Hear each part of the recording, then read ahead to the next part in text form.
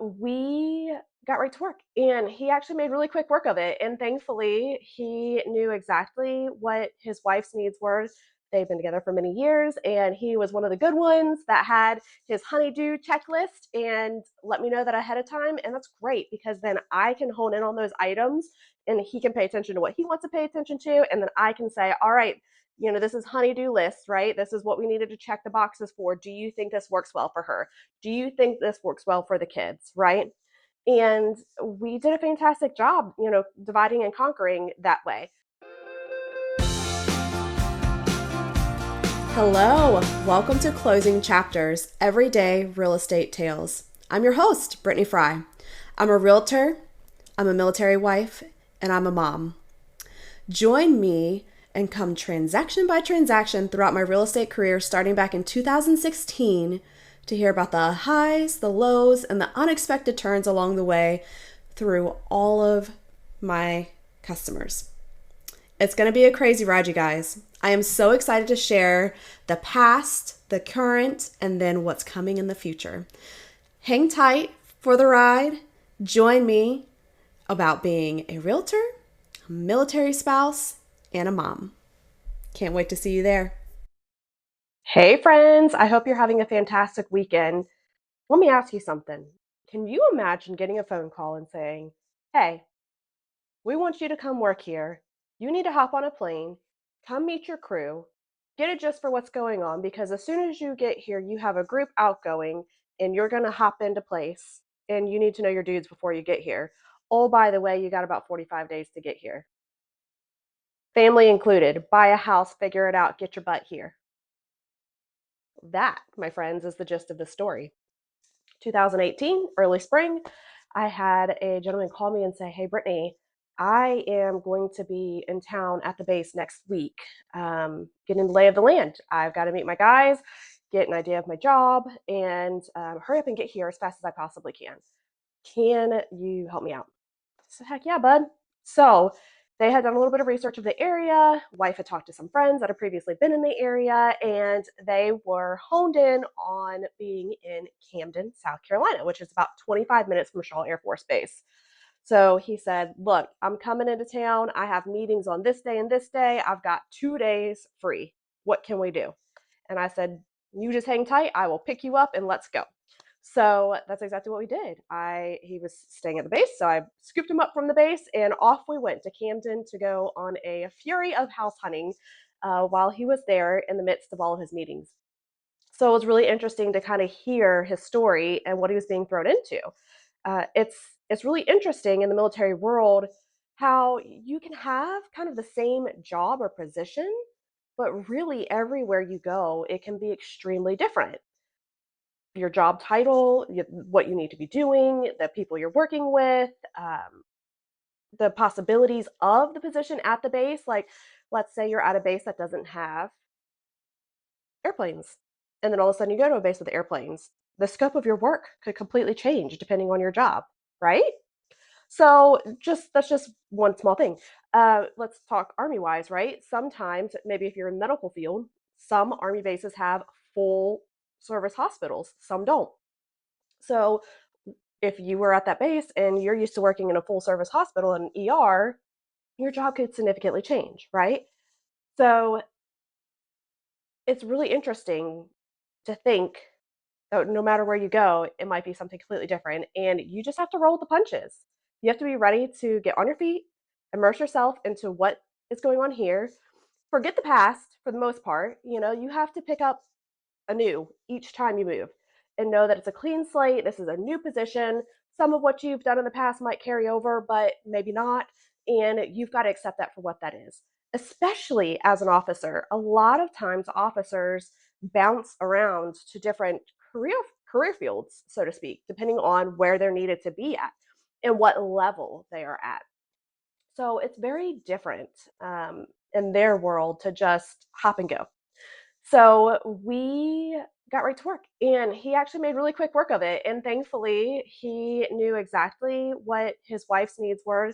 They've been together for many years, and he was one of the good ones that had his honeydew checklist and let me know that ahead of time. And that's great because then I can hone in on those items and he can pay attention to what he wants to pay attention to. And then I can say, all right, this is honeydew list, right? This is what we needed to check the boxes for. Do you think this works well for her?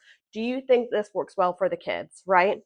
And we did a fantastic job, dividing and conquering that way. So the way that we worked this is we went and saw houses, and then if there was one that seemed like it was a really good one, then we would take a video of it or hop on a conference call so that his wife could see the property at that point. And we found an awesome property in a neighborhood called Rutledge Place in Camden. And it was a 4-bedroom, 2.5 bath, great southern home that was 2,200 square feet. And they got it for $202,000 back in May of 2018. That house now would probably upwards of 260. Prices are always going up, my friends. So, and it was relatively new. They were the second owners, and it was in great shape. And kind of the benefit of being the second owners is that some of the extras are already done, like a fence in the backyard. Sometimes when you buy new construction, builders will help you with that or allow that to be done beforehand. Sometimes not. So a lot of times you have to buy the house and then do the extras, then add a fence, then add a backsplash, an accent wall, whatever the case may be. So sometimes you get some really cool extras at not much of an increase on price point when you buy it a couple years down the road from that original homeowner. And as long as they've maintained it well, then it's basically still like brand new to you, right? It's had its year of settling and the builder has come back and done any of the fixes within that first year. There's a beauty to every side of this. Yeah. So we got them under contract right away and they were there in 30 days flat. Actually, we closed while they were still away. So we did like a mail away closing remotely and got it all set up for them to be able to come in whenever they could. And this is a really cool part for me. If you have seen some of my videos, I love doing little closing gifts. And it's honestly my favorite when my clients are not here yet because I get to do a little extra. I get to go in the house and set up some snacks in the kitchen, have toiletries ready for them, maybe a little cute blanket, some candles, whatever the case may be. But I can have it there for them. It's so, because a lot of times my military families are coming in the middle of the night, right? Or on a weekend, or they've driven 12 hours. Do you think the first thing they want to do is go to the grocery store just to be able to have dinner that night? No. So if I can have a frozen pizza in the freezer waiting for them, or some things to make sandwiches, or some Lunchables for the kids, you betcha.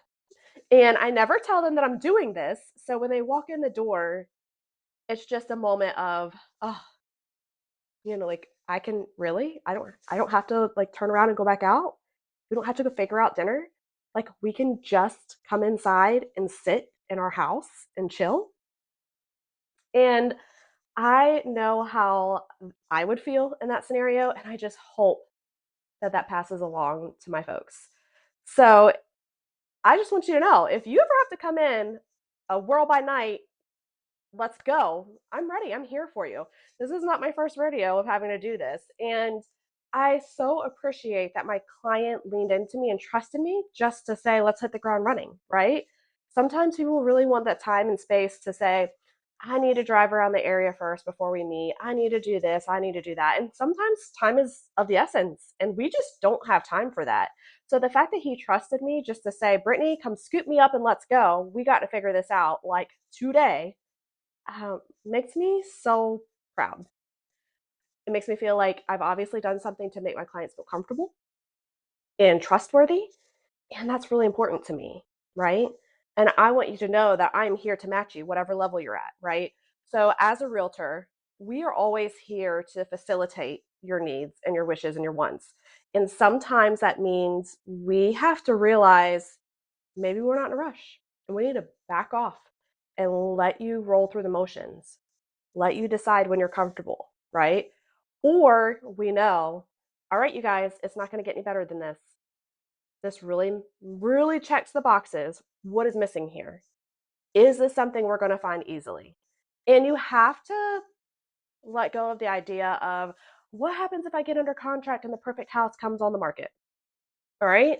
Looks can be deceiving. We all think, oh my gosh, I missed out on this dream, right? I missed out on that perfect house. You didn't.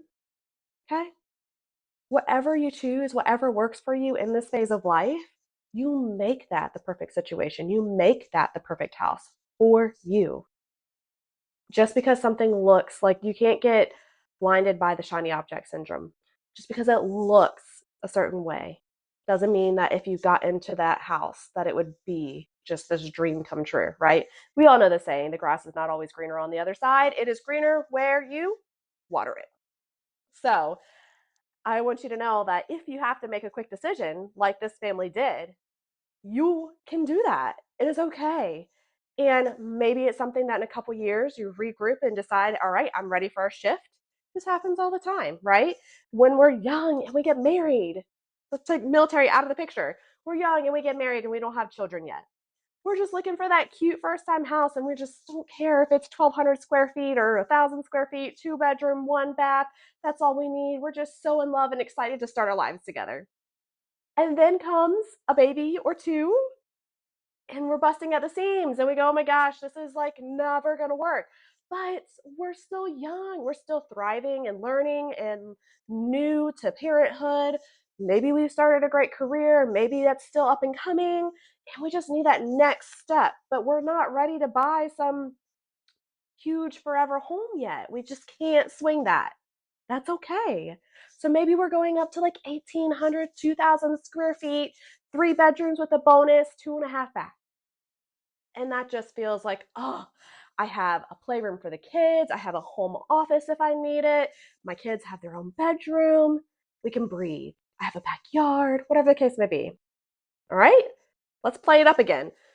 Oh, my kids are getting bigger. They need their own spaces. I'm working from home. We have, older parents that might be wanting to come stay with us. And we just need more space. I am ready to have a big kitchen. I want a big living space. I want the kids to have a bonus space, me to have an office space. It's time to expand. Let's go. 2,500, 3,000 square feet. I'm on it. All right. 8 years later, all my babies are out of the house. I'm ready to go where my kids are. One is up here and just got married. The other one is still in college. I'm going to where this one is at. The other one has plans to come up this way. It is time for us to sell and move on. It's full circle, my friends. Or maybe you stay in that forever spot because you're like, man, I want this to be where my grandbabies come back to. I have all these spaces for everybody to come visit. I have 4 bedrooms with 4 bathrooms attached to them. This is perfect for guests. Every phase of life is different. So, my point in just saying all this is just do not belittle yourself or be upset for having to make a quick decision. They had to make a quick decision. They ended up in a beautiful house and they stayed in it until 2021. They bought it in 2018. So 19, 20, 21. So three to 4 years. And they sold it for $35,000 more, which honestly, they did somebody a really big favor because they probably could have gotten a lot more than that. And I'm going to be honest, I absolutely love this. I looked at it at first and I said, oh my gosh, they could have made so much more money. But the reality is they're in the military. Camden is a sweet spot for military. They were retiring, actually. This was their last duty station. And they probably very well had somebody coming in that they knew that they helped put in this house and got another military family in a beautiful home in a beautiful neighborhood and a well-loved location for a very decent price. And I think that is beautiful. I love seeing one veteran helping another veteran. And this has happened before. I've had another one where basically the incoming commander was like, hey, I really like your house and you're leaving. Can I buy it?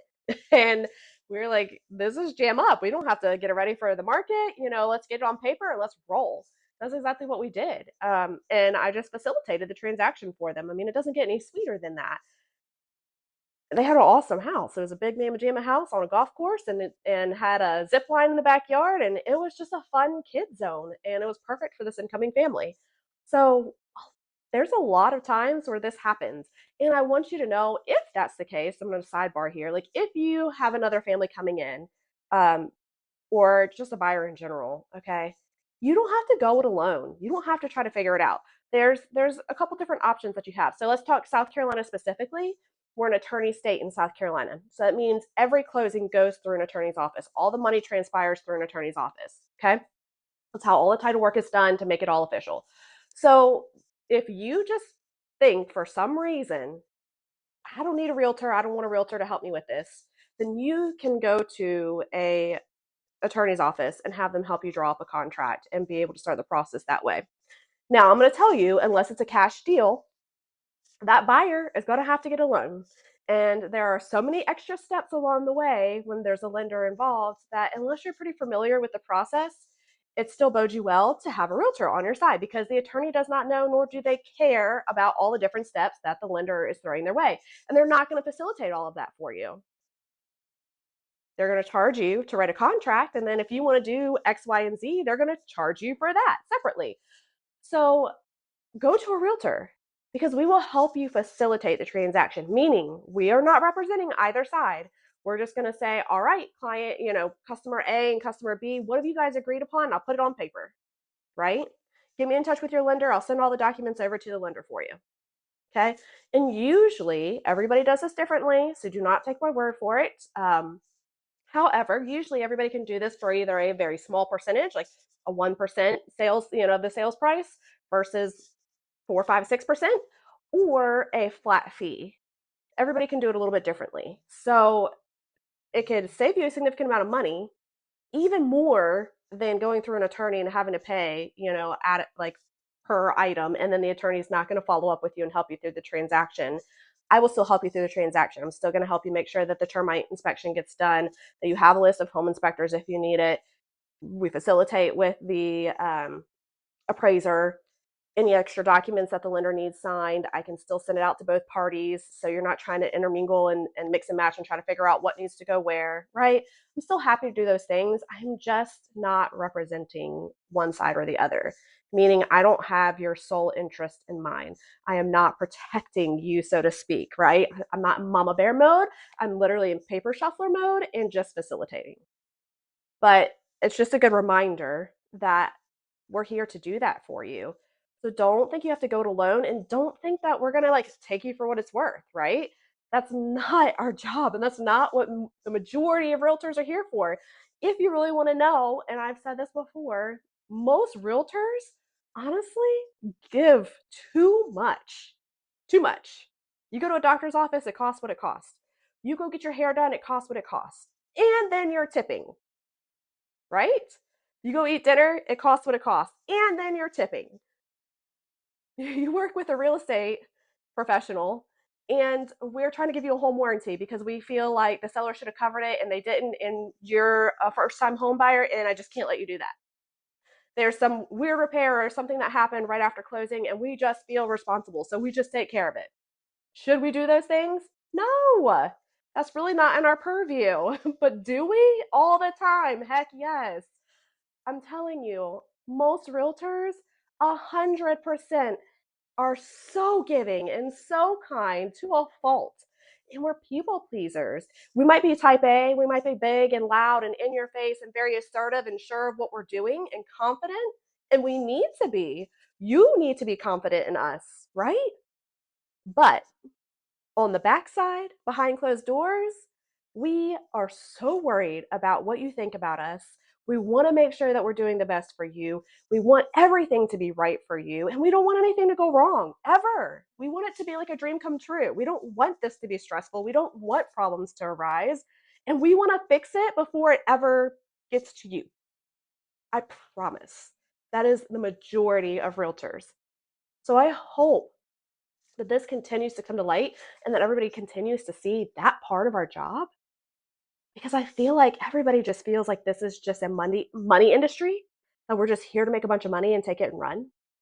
And it's not. This is a relationship industry. We're here to build relationships, to care for our customers and clients and truly carry those relationships forward past the closing table. So, on that note, I'll see you guys on Wednesday. And just remember, I'm your friendly realtor that's here to help you. Whether you are listing or buying or just need somebody to help facilitate a transaction, give me a call.